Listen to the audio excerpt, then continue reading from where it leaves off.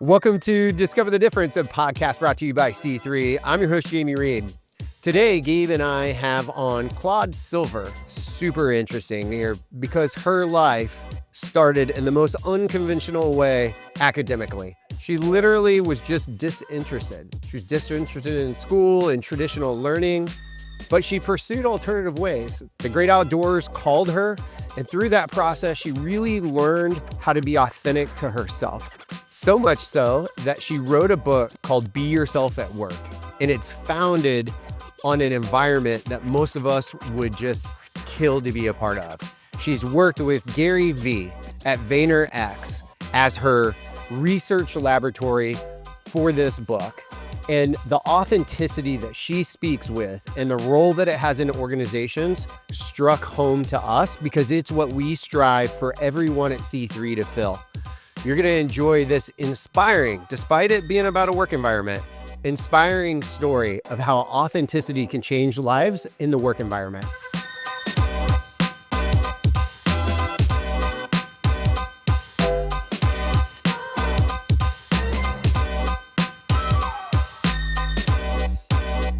You know, we were reading a little bit about your background, and I guess unconventional is a word that comes to mind on how you got to where you did. But Yes. maybe you could pick us up on this Colorado extravaganza you went on. Like what inspired you to break away and take that journey? Yeah. You're talking about, the Colorado Outward Bound trip I took, 93 days when I was 19. What inspired me is I was going nowhere fast. I was literally making bad decisions, bad boys, bad drugs, the gamut. I pulled myself out of school after my sophomore year. I was in college. I should never have gone to college right after high school, and I told my parents I needed to find the longest outdoor wilderness program to get my butt kicked, and I knew that I needed to just get away from anything that was tempting to me, whatever that would be, and, I found a 93-day wilderness leadership program that started in Leadville, Colorado. I was very out of shape. You know Leadville? Yeah, we do. Love Nice. Leadville. I barely survived Beautiful. it. Gabe almost Yeah, died there. yeah, it's gorgeous. Now I was the only young woman with 9 young men for 93 days, and this was a real, like, I would say wilderness survival in many ways. You don't have tents, you sleep in tarps. We all got issued a big block of government orange cheese. I definitely was not cheddar, a jar of some kind of peanut butter, a first edition Power Bar. I mean, this is 1991. So, like, and these tablets, these iodine tablets that, you learn you have to put in the water and let it sit for 30 minutes before you drink it, or you get giardia, which I got because I was desperate to drink one day. Um, and just it kicked my butt, and it kicked my butt into shape. And I will say, I I yelled and screamed the first few days. I didn't wanna be there. It was torture. It was, already like 10,000 feet up. We ended up going as high as probably 14, 15, Mount Massive, and then every 18 days you would get resupplied. So in those days, there's no cell phone. You just get snail mail. There's no email. 1991. And, get a Exactly. You hot couldn't keep shower. warm and say, "Get me out of here." Yeah, you couldn't do that. You couldn't be like, right, Big Brother or whatever. Um And so we did Leadville in the Colorado Rockies for 18, then we went over to Moab and did Canyonlands, and then we went through the Grand Canyon for another 18, which was incredible, learning how to captain, like, Class 5 rapids and stuff, and then the last trek was Joshua Tree, where we top roped and then learned how to lead climb, so Yeah, so what it what was was it wild. that what was it that led you, because you mentioned you were going nowhere and into drugs, and it sounds like this was like self-imposed rehab. What was it that, got you to that point? Was, into the, I could say you said, in a bad place. Like, did What you find your bottom kind of thing? Yeah, what kind of led you there, and then what was that? Hey, I'm gonna self-impose something on myself. Oh gosh, I mean, I think from 15 to 18, just my trajectory was just going there out of just lack of confidence, lack of self-like, not understanding kind of the gifts I had. I was very good at providing friendship and giving optimism to other people and being real and me, the me you see now, but I didn't know how to look at myself. I didn't know how to turn that inward. I just saw things that I didn't like about myself, right? And those just kind of compound and misery loves company and you find other people that are like that. So what ended up happening over at Rollins College where I went was just a very bad experience one night with someone that kicked down my door and um, you know, so just a complete loss of power and then dealing with that and dealing with the fact that, like, he couldn't be in the cafeteria at the same hours I was in, and finally I was like, "This sucks." Like, I don't this whole thing is just back asswards to me, and only I can change what I can change, and I knew I just wanted to get out of there. So, I knew that temptation was everywhere at that moment, and I just was done self-sabotaging myself. I was done, I was out of gas W- in w- every way. What were the other 9 people that were there? Were they on a similar journey, or was it people with all different motivations that came? Oh, yeah. Yeah, all different motivations. I think some people were outdoorsmen, like they're probably, search and rescue today. This is like their thing, they just needed this Very great similar to in your crew. Yeah, totally. Some people were like me, they were searching. It was just funny. We were a motley crew of people, a real motley crew. Like the guys, the first like 18 days, they were just talking about Cool Ranch Doritos, like over and over and over. Like that's all they wanted. And I was like, how can you even be thinking about that? I'm dying. I'm literally dying right now. We all carried 80 pounds on our back, all of us. So that's a lot for anyone consistently and having to balance that weight on your back and the whole thing. So I just knew I needed I kn I guess I knew I just needed something to wake me up and completely realign me in some way, and it did, and what Outward Bound also gave me was the principles of servant leadership and what it is like to serve, and that is as soon as I found that, I was like, "Oh, yeah, that's me, that's me." How does that work on a 93-day trip? But like, who are you serving? Um, Oh, yeah, well, you're serving each other. that transfer for somebody that's 19.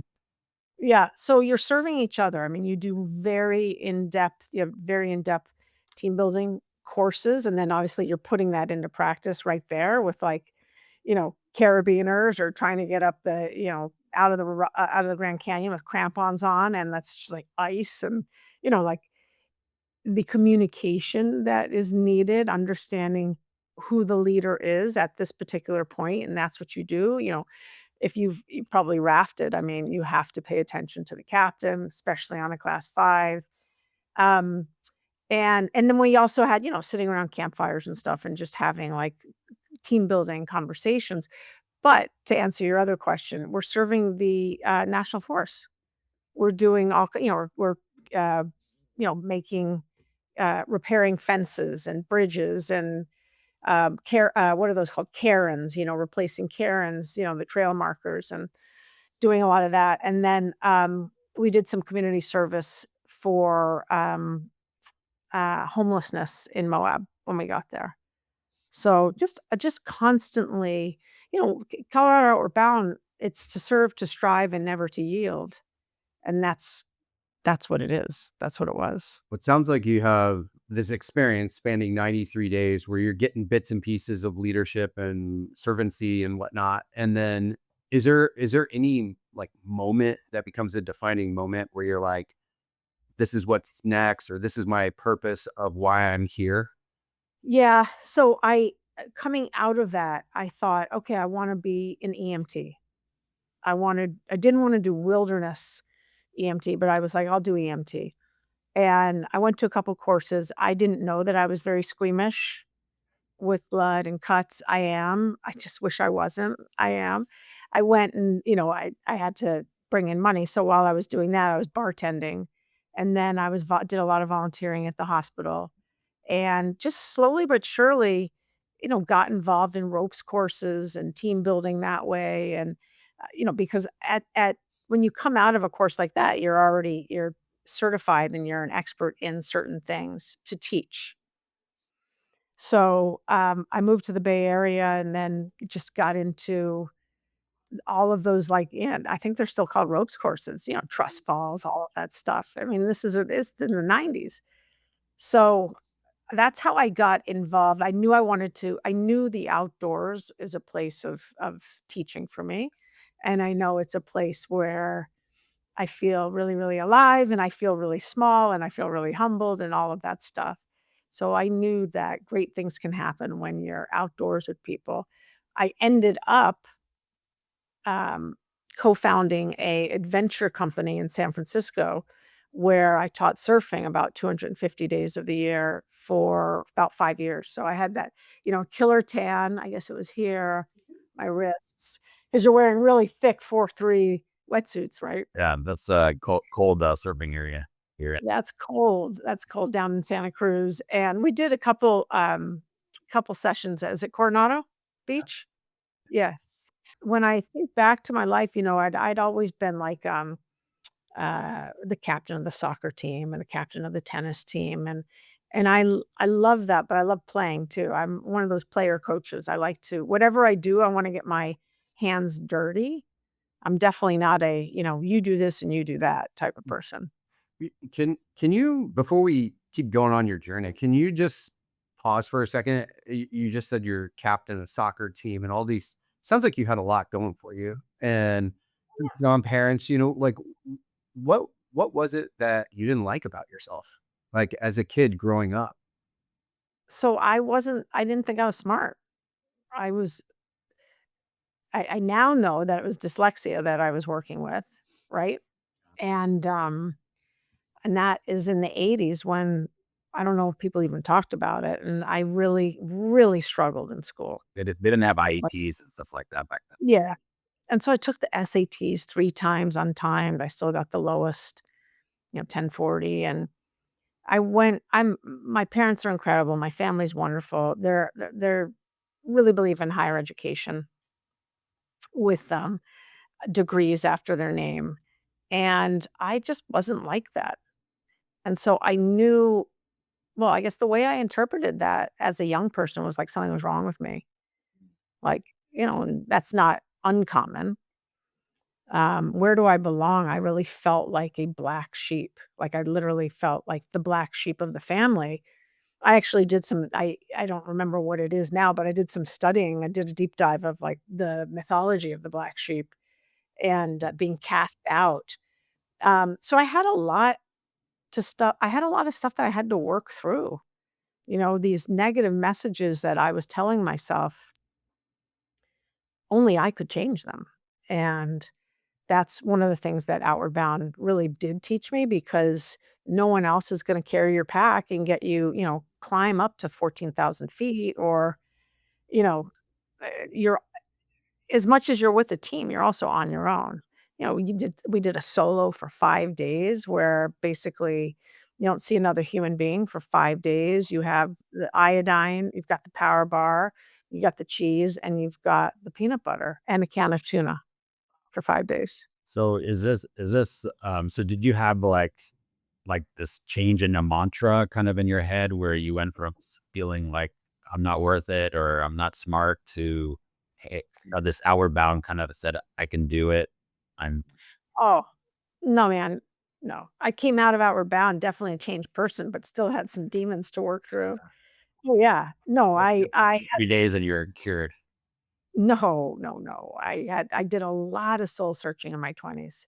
Uh, So after I left school, I didn't graduate college until I was 28. Yep. I took courses here and here and here, and then finally found the school that really fit my needs. One of them was Prescott College in Arizona, and then California Institute of Integral Studies in San Francisco. No, I had a lot of stuff to work out. I did a lot of therapy and a lot of like spiritual searching and um at some point I did get a great mantra in my head and I do it like a tapping exercise if I need to and I learned how to do like energetic work and energetic separation. I mean, I put myself through school in my 20s. Whatever was interesting to me, I went after. Wanted to go to an ashram, I went after. Wanted to go see what that's like chanting for 24 hours, I did that. You know, Mhm. anything and Where everything. you just kind of tried all kinds of different modalities and just got Yeah. see what worked for you. Yeah, to see what worked. And then finally, I was ready to go into the workplace. And, back in those days, you really needed a college education to do any kind of like corporate work. You really did. Now, the first thing I eliminated when I got to Vayner was the need for a college education. I was like, no way, Jose. We're not I don't gonna do think that. Gary Vee went to college, did he? Or Yeah, you did he did actually. go to Yeah, really? He acts like he's like, you don't need that. I know.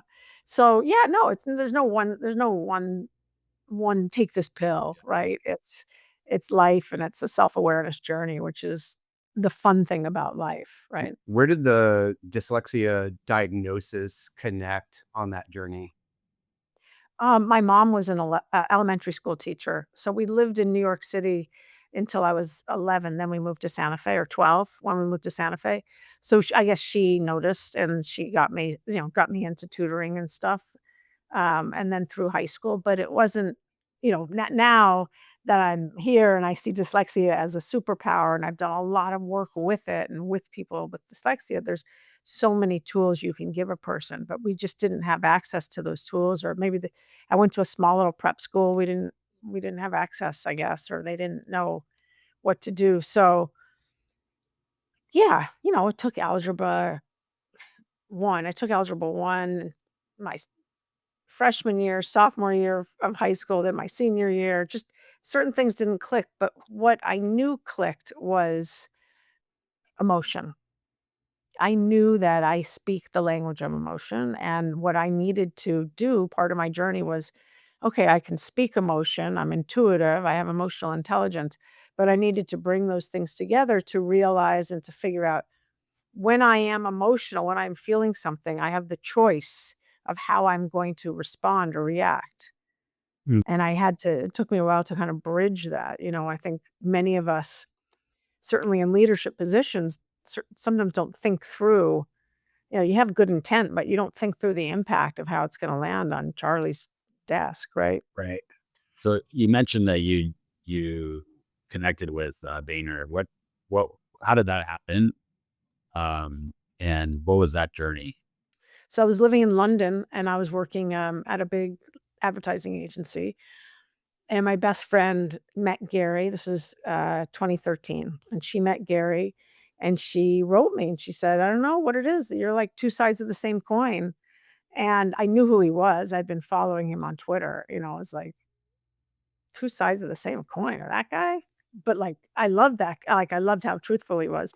And so we started communicating. And that was in August of 2013. Then September of 2013, I came to meet him. And I was like, I need to be around this guy, and I'm pretty sure he needs to be around me, which was a bold statement. And one thing led to another, and I started May 8th of 2014 in New York. So I moved. I was The average age was 23, and I was almost double that, and certainly had the most lived experience and work experience. And so the job I was tasked with was running a very, very large piece of business for Unilever. But the other job I had was the job I always have had, which is like being that mentor, that unofficial mentor, that person to chat with. Let's see if we can make heads or tails out of this problem that you have. Let me understand your roadblocks. And so I started doing a lot of the interviewing and it was a startup interview training, a lot of the terminations. And Gary would say to me, just, go to the San Francisco office and, just go do that thing. And I was like, what thing? And he's like, that thing. And it was so great because it was the first time I had a boss that understood that thing Mm. He of, recognized the talent.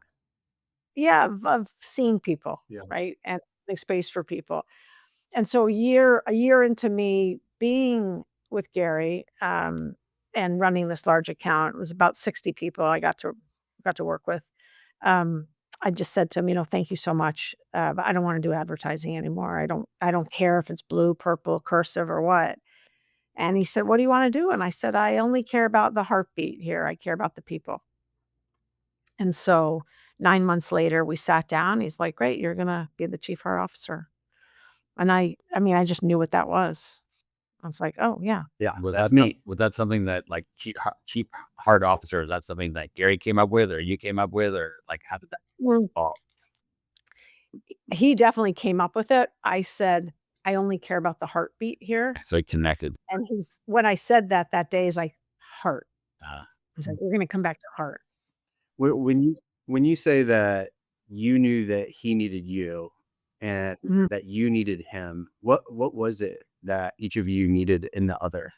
Um, Gary, he is, uh, such an optimist, and I'm such an optimist, but he has taught me patience. That's what I'll say. He's taught me that there are marathons and there are sprints, and it's a very good idea to know which is which. And I think I've probably brought him, I don't wanna say softening, that's not the word. It's just awareness, I would say, of how your message lands. And the excitement is fantastic. Just, understand that you're not just talking in a locker room anymore. You're talking to thousands of people that are taking in what you say, and from barriers. You might have great intent, but you just wanna be very mindful of, we don't wanna cause fear on the land and whatnot. So, um, but there's so much that he's given me. I think I think it's very rare to have someone of his stature trust you and give you the keys to the entire organization, to the entire culture. Whatever feels right to me, he trusts me to put in place, to have conversations, to create, and I'm very, really, really fortunate. I learn from him every day. Was that like a moment of validation after all the self-critic that you'd lived with? You know you know what it was actually? It wasn't that because when I was just about 40, I was, offered to move to London with, an advertising agency, and that's really when everything kicked in for me because I was, like, alone, starting over, really had to rely on myself and my own, uh, cognition and my own confidence and systems. So I already had that, like, I was an adult, I was good, and, I knew healthy relationships, I knew what was not healthy, and I forgot the question. The if it was like validating, but it sounds like what Oh, you're saying is you validated before you met him, and I validated, but this is what happened. The 2 massive conversations we had, which lasted maybe 3 minutes, maybe 2 minutes. It wasn't a big conversation, but it left me with something. He said to me early on, "You've never had a boss that trusted you, did you?" Mm. And I just, like, broke down crying when he said that.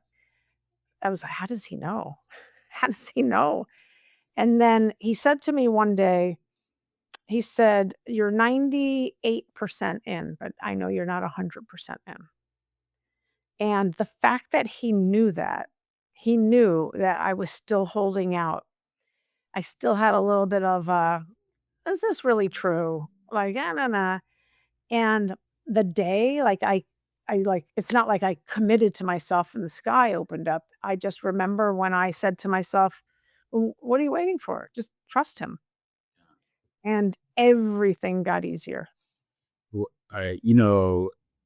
it's interesting. I guess the like question about did you find yourself like trying to prove that you're smart for a long time, and then you finally came to this place where you're like, I don't need to prove anymore?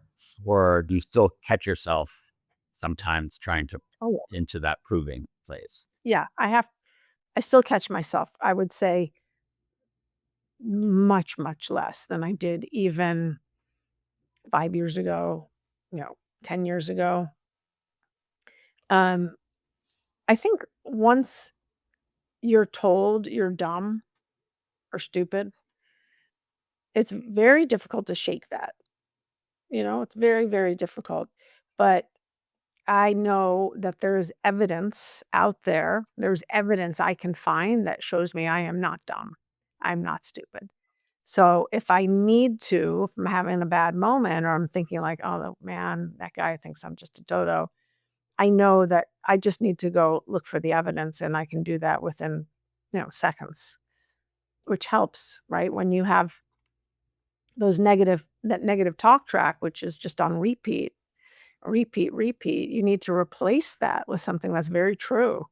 Otherwise, that talk track is extremely strong. It was interesting, the trust piece where you felt like, you know, all these other bosses or people you work with didn't trust you 100%. Was it really that they didn't trust you or that you didn't trust yourself?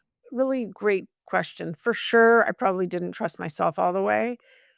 However, I had never worked for someone that owned the company. I mean, I did a couple little startups here and there in San Francisco, but Gary owns the company. He doesn't need to play politics. He owns the company. When I worked at other companies as a very senior person as well, my bosses, it always looked like they needed to play politics, get close to the sun. I spoke to him at this time. I spoke to him at this time. Da da da da da. And that's just a waste of time. So I would say it's, obviously I'll always look at myself first. And yeah, sure, I needed to figure a lot out. I still do. But it's wonderful when you just work for one person. Yeah, absolutely. Before we get to your book, which I love the title, by the way, Be Yourself at Work. And we love it because we built our company literally on a business model around culture and people. And we had a defining moment one day when a bunch of them were being interviewed, and one after another kept saying, I feel like I can be myself here. And it was Oh, wow.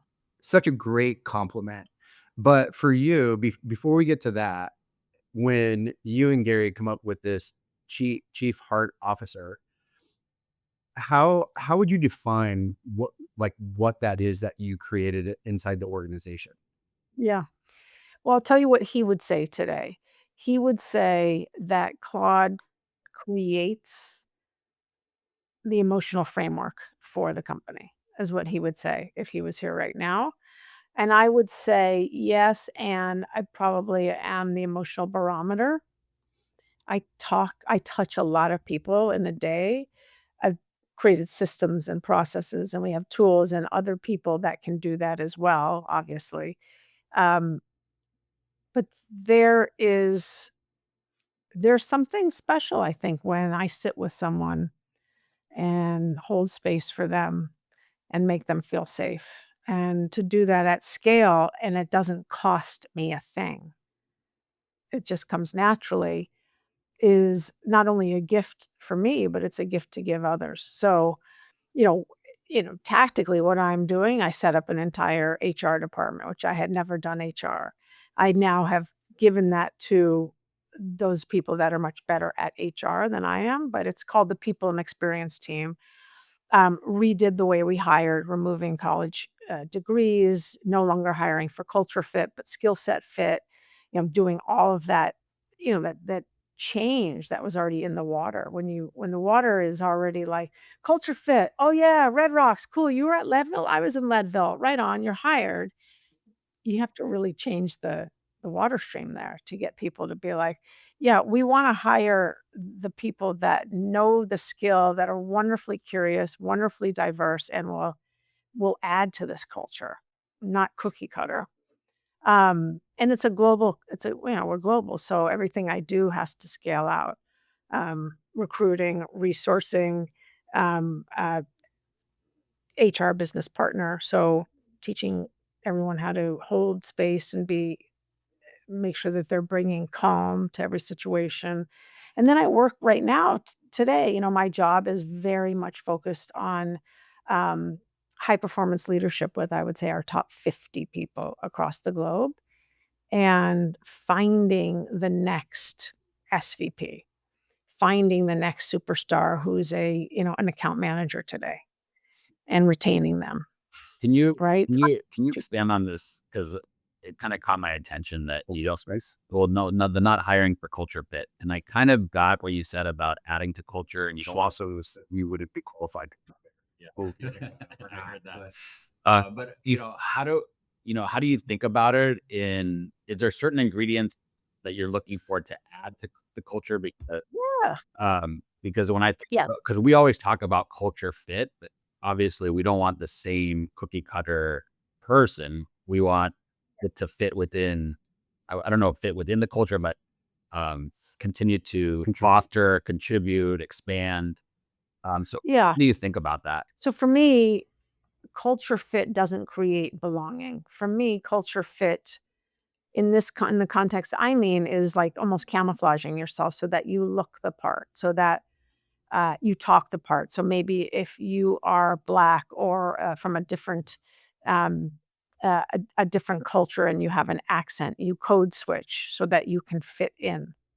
I don't want anyone to fit in, right? We need every single vegetable in the garden, not just carrots and not just corn. And so when I say, listen, I want you to feel like you can be who you are and we will embrace you. We will adopt you and adapt to you. I never want it to be like, well, the organization spit you out, right? The organ spit you out or whatever those sayings are. But there are many people that come to work no matter where you are and they hide immediately based on their own limiting beliefs or their own imposter syndrome. And what I would rather is to be honest about that, as honest as we can be. And in order to do that, you have to create the fertile ground. You have to create that place that is safe for people to speak up and say, I think I have ADD. I'm gonna go get it checked. Do you have any kind of accommodation for that? I mean, I'm going extreme there, but like, that's what we want people to be able to say those things or like, "Hey, I'm on this team and I don't drink alcohol, and it's a beer team, beer account, like, can you move me?" Those types of things.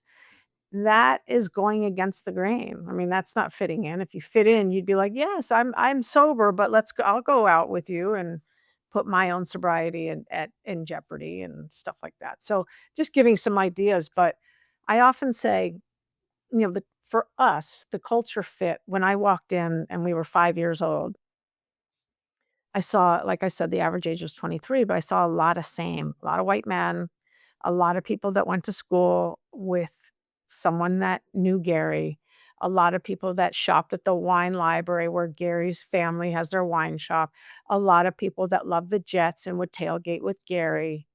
So it was all very, very similar people with similar thoughts. Are you a Jet And so we fan were now? Am I a Jet fan? Yeah. I'm a Niners fan. Okay. Yeah, I'm a Niner fan. But, it's so easy to meld in and be like a sheep, if you will, Mhm. and I'd just rather people feel like they are empowered to be themselves. So, on the holding space note, that's something like I'm working at getting better.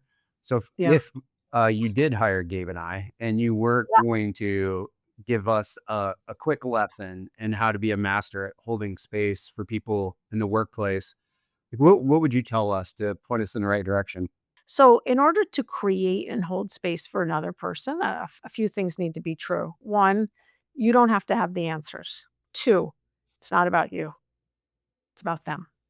So if I'm literally creating a space right here for you to put in anything you want to put in, it's not about Claude, not about me. So Claude's ego goes to the back.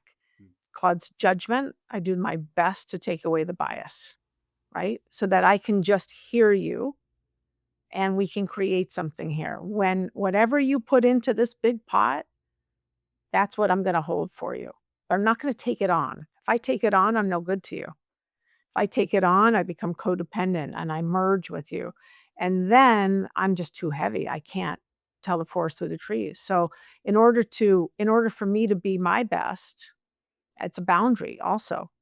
It's literally like, here's everything you just shared with me. It's safe right here. I got you. And I'm going to, connect you with people. I'm going to help you identify that limiting belief. I'm going to, repeat something back to you. I'm going to coach you, but I'm not going to fix you because you don't need to be fixed either. I really like that. The challenge, right, is how do you do it in a way that you're not biased?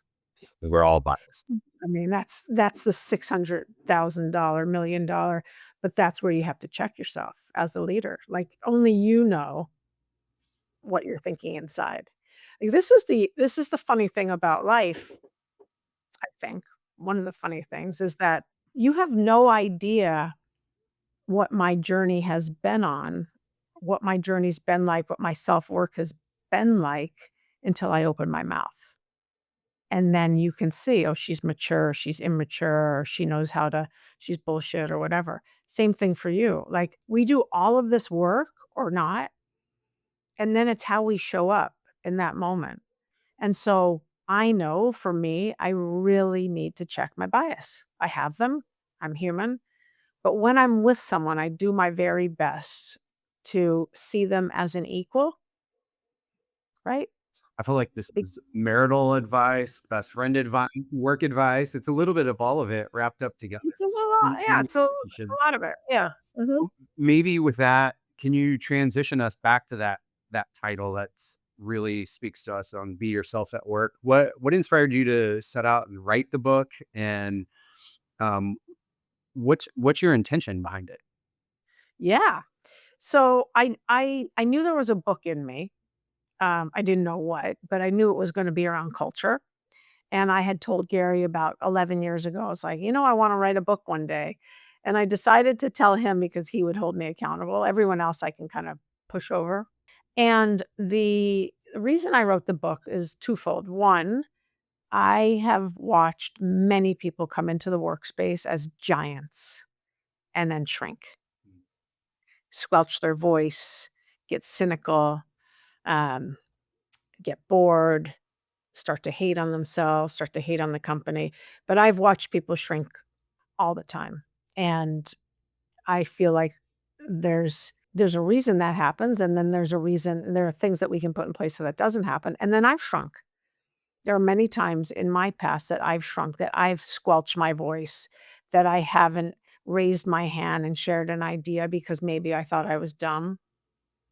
So that's the first thing is literally I'm just tired of watching people feel like they need to be someone that they're not, right? And uh, I don't think that's how these new generations want to work. They want the autonomy, they want the trust, they want, but there's a negotiation and a relationship that has to happen there.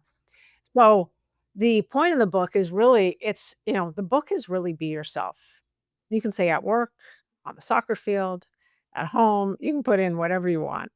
But it's a journey of, I would say, first self-awareness of finding out what does it cost you every day when you pack yourself up and then get online? What does it cost you when you go, all right, well, now I'm going to fold up Claude and all of her quirkiness and the fact that she has a human jukebox inside of her head and I'm not going to share that with anyone. And I'm just going to go in to work and just be what I think you want from me. Well, that backpack gets real heavy after a while of carrying things that I've put away. So it's a whole self-awareness journey. It's looking at your limiting beliefs. It's looking at like where have you gotten small in your life? And then it's taking you on a team. Now, how on a team with all of this knowledge that you've just gained, how are you going to do conflict resolution? How are you going to make sure that everyone is part of the communication? How are you going to make sure that the introvert on that screen is really feeling like safe enough to say something? And then, how do you manage conflict? How do you, how do you deal with a class 5 hurricane, right? And that could be when a client is shitting all over you, or you're lost a client, or and then it's taking you then as a leader, shaping culture and really owning your different leadership styles. So there's a whole thing on leadership archetypes in there, and it's just a fun little game. I wanted the book to be so easy to read that, you'd open it and there'd be something there for you. You'd open it to this page, there'd be something there for you. So it's for the audiences, is for definitely leaders, CEOs, founders, right? Just as a reminders and checks. It's for people that are rising in their career into leadership. And it's definitely for first or second career people, maybe right out of university, or maybe like first or second, like, okay, I'm in the working world now. So I've spoken to a lot of students, a lot of universities, and every kind of organization. But I think I wanted you to be able to read this book and take something away that minute. It's not theory, Really cool. it's dirt. It's in the dirt. You talk, you make an analogy about the human jukebox, and I know you talk about, the song narrative in your head. I know there was, I think there was some lyrics to, connected to Nine Inch Nails, in your past. And Yeah, can you just talk yeah. to this idea of, the song narrative? So going back to that negative talk track that's on repeat, um, what you're alluding to is my first day on Outward Bound, where we were already at like 9,000, 9,500 feet, snowing. It's Lake Colorado, snowing, sleeting, and we have to climb 1,000 feet with this heavy pack on, and it's just sucks. Everything sucks. And I really wanted to break my leg. I just was praying, like, let me break my ankle here. Let me, fall over this rock or this boulder, um, because I would be more comfortable going back to what I was doing, because I knew all about that self sabotage. And so there I am, I'm crying, all the guys just, like, march up the mountain, and I'm sitting there just step, step, step, and the instructor, I had a female instructor for those first 18 days, and she comes right down the hill and mountain, and she just looks at me, like, 2 feet away or so, and she goes, "What's going on in your head?" And I said, "Well, I'm singing that Nine Inch Nails song, head like a hole, black as your soul. I'd rather die than give you control." And she just looked at me and she said, "You better get another song in your head." And that was really remarkable because, yes, I sing all kinds of songs all day long, but in that moment, that was the darkest message I could be giving myself while I really didn't wanna be there, ah, bah, bah, bah, bah. And so that's the first time it really hit me that, "Oh, only Claude can control what I put in here. Only I can control what I'm gonna take out of here." Right? And that's something that I think we need to teach. Mhm. I think we really need to teach people much, much earlier. Just like I think we really need to be teaching, not only emotional, intelligence, but what I call emotional fluency, which is then how to speak, like how to speak. And we talked about this already, like how to stop for a second and figure out what you wanna say, that 'cause you want whatever you wanna say, you want it to go someplace. So what you wanna make a choice of how you're gonna react here to whatever just happened. And that is what I call, like, the emotional language. What do you do with all of that? Can before we go to rapid fire, Yeah. I noticed you're on your LinkedIn, it says transpersonal psychology. Yeah. Did I get that right? Yeah, transpersonal psychology, Yeah, yeah. I've never heard of that phrase put together that way before. Could you give us a elevator pitch on what that means? Yeah, it's really a amalgamation of Jungian, humanistic psychology, and Joseph Campbell. And Joseph Campbell was a transpersonal psychologist. So it's bringing in the, the DSM, like the actual clinical pieces. It's bringing in somatic therapy, which is the emotions and where you feel emotions in your body. It's bringing in different spirituality modalities, and it's bringing in the hero's journey and putting that all together and the shadow work. And, Jung did so much work around this, Maslow's work, and it's putting it all together. And it could also probably be just called humanistic psychology, but it's called transpersonal. So it's a mixture of all of these. It's an intersectionality of all of these different types of schools. Wow. It's crazy because we've been on a hero's journey, Jeffersonian dinner, and we now teach it to our teams and our Nice. kids' sports teams when we coach them, and we're big Yeah. Maslow's fans. So it sounds like I need to go get a transpersonal psychology degree. That sounds awesome. No, sounds like you already got. It sounds like you already got it. Well, You already let's. got it. I don't know if Mia gave you a heads up that we have a rapid fire question section. Maybe, Mm, maybe she did, um, but I'm game.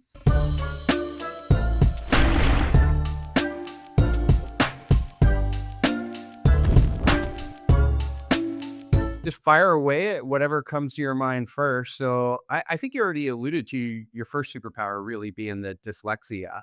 So if you could add to it a second superpower, what would Yeah, that other superpower be?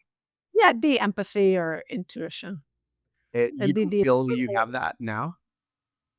I feel like I have that. Oh, that is your second superpower. Oh, yeah, yeah. Yeah. Just so empathy and intuition, that's my superpower. I've turned dyslexia into a superpower. I don't It's not a weapon for me. It doesn't hurt me anymore.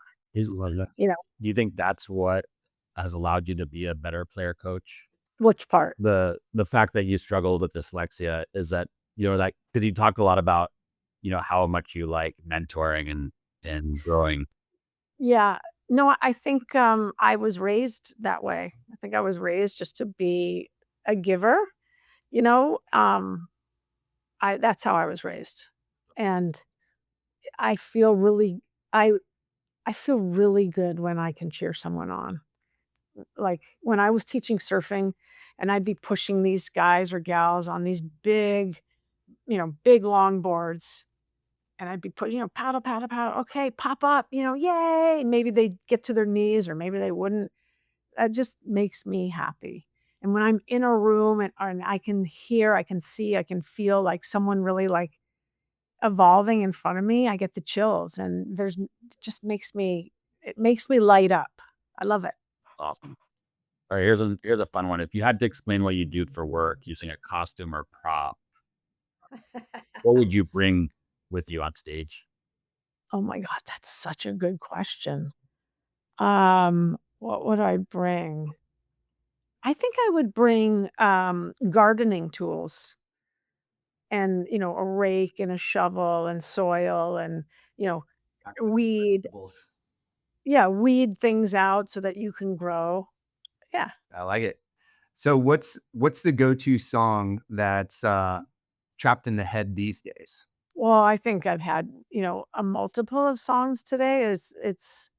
I had U2's The Sweetest Thing a while ago. I mean, I don't listen to music while I'm working because I'm talking to people or listening. I had Stayin' Alive this morning, and I said to myself and I actually was like, "Claude, is that a message? Are you saying it?" And I was like, "No, there's nothing I'm staying," like, I really checked myself. I was like, "Stayin' Alive," and then I had, when I went upstairs to make lunch, I had Sweet Baby James Taylor. All right. Those are 3 good songs. It's awesome. Yeah, What's a completely random thing you're passionate about? a random thing, snowboarding and music, trance housey music. I like all my kids, my 2 girls, they're squishies. I just steal because I just love them. I just love them. That's pretty random. There you go. All right. So what's next in your journey? You've written the book that you'd always been inspired to write, and now what's next? Next, we're gonna turn this book into a curriculum. That's the deal. So I wanna be able to give this to everyone.